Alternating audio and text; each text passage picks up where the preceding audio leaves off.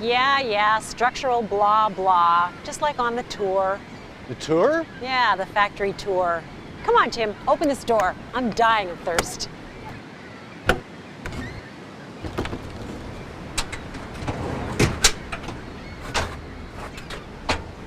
Now there's a feature you don't see on every coach. It's mounted on the outside. So there's no stepwell inside the coach itself. Now that's ingenious. And I don't think I've seen that on any other trailer. I told you, it's the next generation. Tim, I'm ready to extend the slide outs. Could you check the clearance? I'm on it. Come on, big brother. Let's set up camp.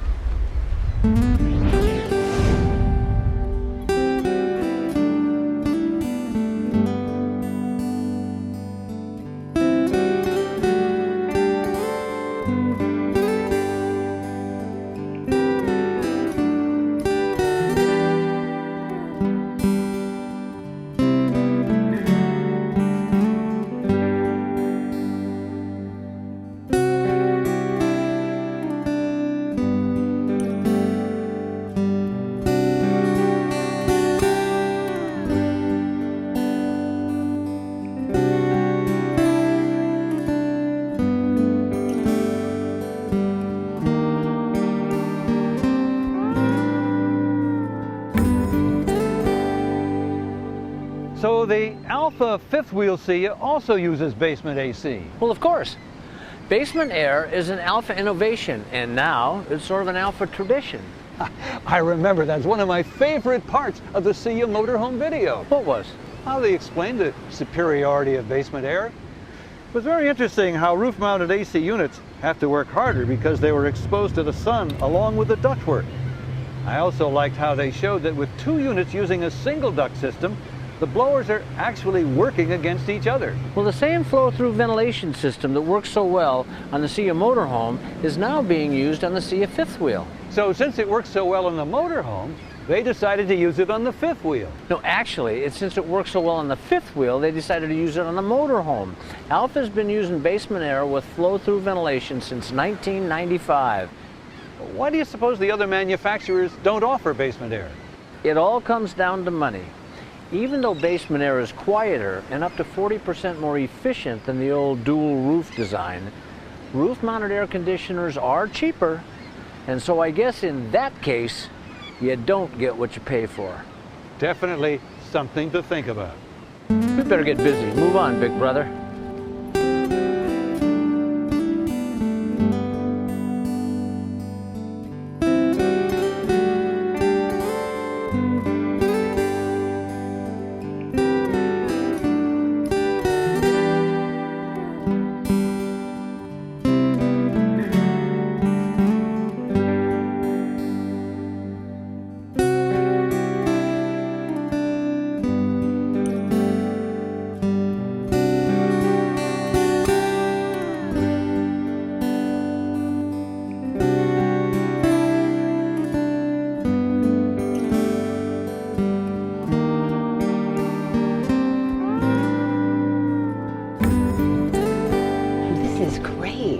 Here's the refrigerator, the stove, the TV's over there. Ooh. Have a seat. Thank you. And welcome to the Alfa. Oh, Linda, I am sold on this Alfa. It's so beautiful. I just hope the design and feature specification inspection produces a positive response. Oh, Maggie. Frank is so frank. How do you do it? I do quite well, thank you. Well, I imagine you do. Don't you just love this layout? You know I do, but it's not just the layout. This whole new open road interior is just so inviting. Yeah, I fell in love with it as soon as I saw it. Or rather, felt it. Did you notice how soft the fabrics are? I did. Feels expensive. It does, doesn't it? But when you spend as much time on an RV as I do, you really want it to feel like home.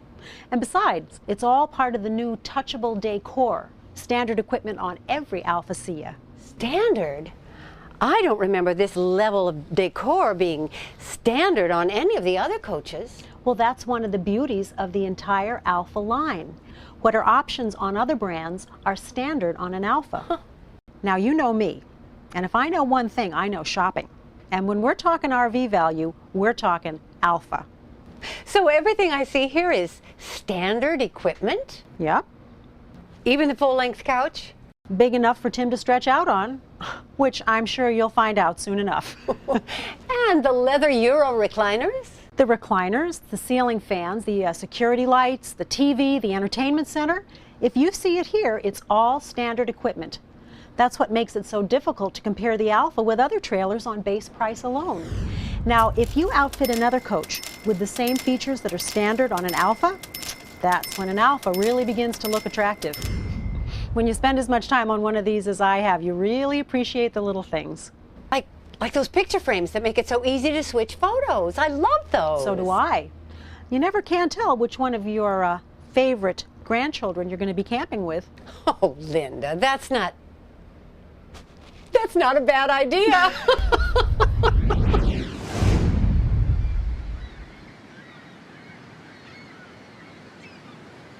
Come on, big brother, you got to admit that the Alfa Sea fifth wheel is in a class by itself. Well, I will admit that somewhere in that Alfa organization, there's a crackerjack team of design engineers. Yes, there is.